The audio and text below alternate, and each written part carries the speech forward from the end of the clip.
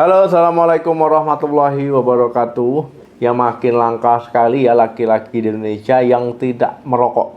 Ya baik merokok tembakau ataupun rokok elektrik. Ya sampai ada beritanya. Nah padahal ya rokok ini ya ada bahaya yang dialami oleh perokok. Ya tentu bahayanya ya sangat merugikan untuk kesehatan. Bahaya ini nggak hanya dialami oleh yang merokok saja, tapi orang di sekitar yang perokok pun yaitu juga memiliki bahaya yang sama. Ya entah itu anaknya, istrinya, ya orang tuanya, ataupun keluarganya. Nah kira-kira tega nggak? Ya semoga nggak tega ya. Jadi saya akan bahas ya bahaya merokok bagi kesehatan yang sering disepelekan. Kandungan rokok ya ini terdiri banyak sekali ya ribuan zat berbahaya untuk tubuh. Nah efek ataupun bahaya rokok ini memang nggak langsung muncul ya ketika habis merokok ya langsung dapat bahaya itu enggak. Ya dia nanti lama-lama ya terakumulasi ataupun ya ketika tubuh sudah mendapatkan efek negatifnya baru muncul gejala ataupun bahaya. Kalau langsung muncul ketika merokok ya saya jamin nggak ada orang mau merokok ya. Pasti rokok ini orang takut. Bahayanya ataupun masalah yang timbul ya memang akan muncul ya pelan-pelan seiring bertambahnya waktu, seiring bertambahnya kalian merokok rutinnya ya, baru dia akan mempengaruhi tubuh, akan merusak tubuh perlahan-lahan ya sampai nanti baru muncul bahayanya. Nah, bahayanya apa saja? Yang pertama, penyakit gigi dan mulut. Untuk bahayanya ya memang tidak saya tampilkan di sini karena nanti ya gambarnya pasti seram-seram, nggak boleh sama YouTube ya, kebijakan YouTube ya. Jadi bahaya yang paling ringan ya bau mulut, ya gigi kotor, kemudian juga gusinya bengkak, giginya goyang-goyang ya, gigi bisa goyang mudah copot, bahkan bisa mengalami infeksi ya di gusi, di gigi. Nah kemudian bisa juga menimbulkan kanker ya di area mulut. Yang kedua, resiko kanker. Jadi CDC ya ini mengatakan kalau seandainya merokok ini bisa menyebabkan 90% kematian akibat kanker paru-paru. Nah mungkin kalau kanker paru-paru mungkin teman-teman sudah tahu ya, sudah pernah dengar. Nah kemudian rokok ini bukan hanya menyebabkan kanker paru-paru, bisa tadi kanker mulut, ya kanker pita suara ya, ataupun laring, faring, kemudian kerongkongan, ginjal, serviks, ya hati, kandung kemih, kemudian pankreas, pencernaan, usus ya. Nah, kemudian kanker kolon ya, usus besar. Nah, jadi memang bisa menyebabkan kanker, bukan hanya paru-paru saja. Tapi herannya masih banyak orang yang merokok. Nah, ini yang perlu diketahui bersama ya. Jadi merokok ini berbahaya, bisa memicu kanker. Nah, kemudian kok bisa? Nah, pertanyaannya kok bisa ya jadi kanker? Jadi ketika sel-sel tubuh kita terpapar zat bahaya, misalkan dari asap rokok ya terus-terusan dalam waktu yang lama, ini bisa menyebabkan ya peradangan ya, lama-kelamaan bisa membuat sel di tubuh kita itu menjadi abnormal, kemudian baru jadi kanker. Yang ketiga, penyakit sistem pernapasan. Nah jadi jelas ya, merokok itu kan dihisap ya, kemudian dikeluarkan lagi ya, ini dia kan melewati sistem pernapasan ya, baik hidung ya, baik kemudian tenggorokan ya, masuk ke paru-paru. Nah ini akan menimbulkan masalah ya, masalah di sistem pernapasan. Nah ini akan menimbulkan penyakit-penyakit ya, banyak sekali, saya sebutkan sedikit saja ya, mulai dari PPOK, penyakit paru obstruksi kronis ya, emfisema ya, bronkitis, radang paru-paru ya, kemudian nanti lebih mudah berisiko terkena infeksi ya, entah itu nanti TBC, entah itu nanti pneumonia. Jadi intinya penyakit saluran pernapasan ini gampang terkena pada orang yang merokok. Karena paparan asap rokok tadi membuat meradang, peradangan kronis ya, nanti ya timbul masalah-masalah kesehatan di sana. Yang keempat, gangguan indera pengecapan dan penciuman. Nah, jadi bahaya rokok ini juga bisa bikin sensitivitas dari pengecapan lidah kita ya menurun, penciuman kita menurun ya, karena itu tadi paparan asap rokok tadi akan mempengaruhi ya, akan merusak ya jaringan-jaringan, kemudian saraf-saraf penciuman kita ya, akhirnya kita bisa penciumannya itu nggak sensitif. Lidah kita dalam merasakan masakan itu kurang sensitif ya, bisa menurunkan nafsu makan ya, bisa bikin nggak nyaman. Jadi indera pengecapan, indera penciuman bisa terganggu. Yang kelima, penyakit kardiovaskular.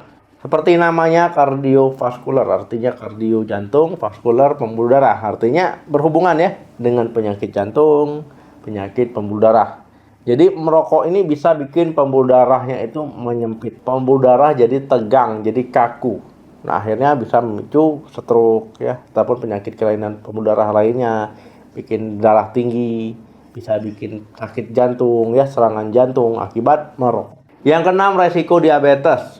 Nah, jadi merokok ini ya bisa meningkatkan resiko seseorang terkena diabetes. Karena asap rokok ini ya itu akan mempengaruhi insulin ya. Jadi tubuh kita lebih kurang peka terhadap insulin. Padahal insulin kan fungsinya memasukkan gula darah ke sel-sel. Jadi kalau seandainya mengalami resistensi insulin, ya ini gula darah akan menumpuk di luar sel, akhirnya gula darah jadi tinggi. Nah inilah ya yang menyebabkan resiko diabetes meningkat. Nah kemudian kandungan nikotin, ya asap rokok, itu akan mempengaruhi gula darah, kadar gula darah kita. Bisa nanti tinggi, bisa nanti rendah. Jadi intinya gula darah bisa terganggu. Yang ketujuh, sistem imun melemah.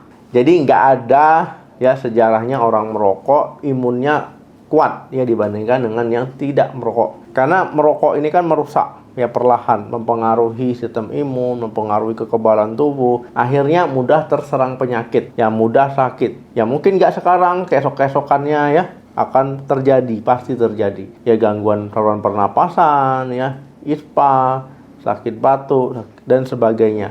Yang mudah mengalami infeksi karena sistem imun lemah. Bahkan resiko mengalami penyakit autoimun, misalkan rheumatoid arthritis ya, ataupun dikenal dengan rematik ataupun sakit autoimun lainnya. Yang kedelapan, penyakit mata. Suka nggak suka, ya rokok ini bisa mempengaruhi penglihatan. Penglihatan terganggu. Ya apalagi kalau seandainya teman-teman yang merokok ada diabetes. Ya jadi ini akan meningkatkan resiko namanya retinopati diabetik itu lebih tinggi. Nah jadi bahkan bisa menyebabkan kebutaan ya pada orang yang diabetes merokok. Nah jadi memang kalau orang diabetes, gula darah harus terkontrol. Kemudian kalau merokok, jangan merokok lagi. Yang 9, luka sulit sembuh.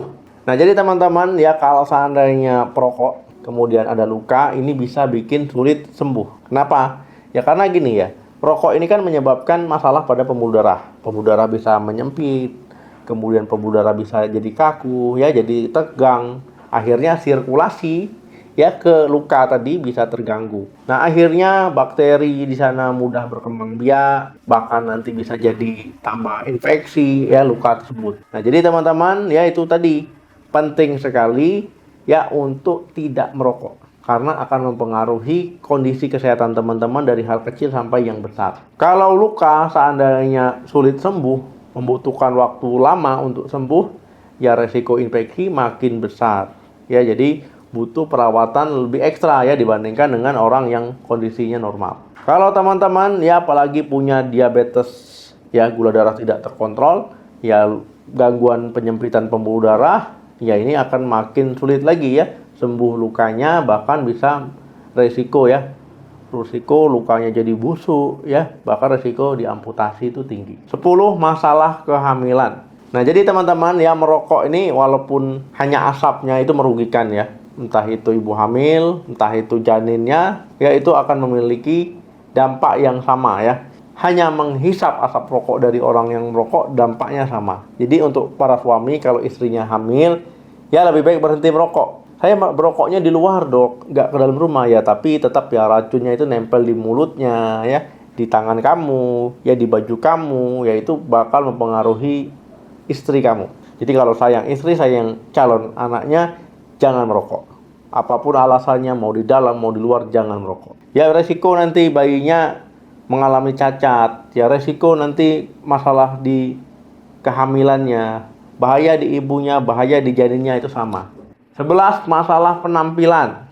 Nah jadi teman-teman ya, untuk orang yang merokok, ini akan menimbulkan masalah penampilan. Mulai dari kulitnya yang nggak sehat, kukunya yang gampang infeksi ya, bakteri, jamur dan sebagainya. Kemudian rambutnya bisa nggak sehat, yang mudah rontok ya, karena akan mempengaruhi kulit ya, kuku juga, kemudian rambut.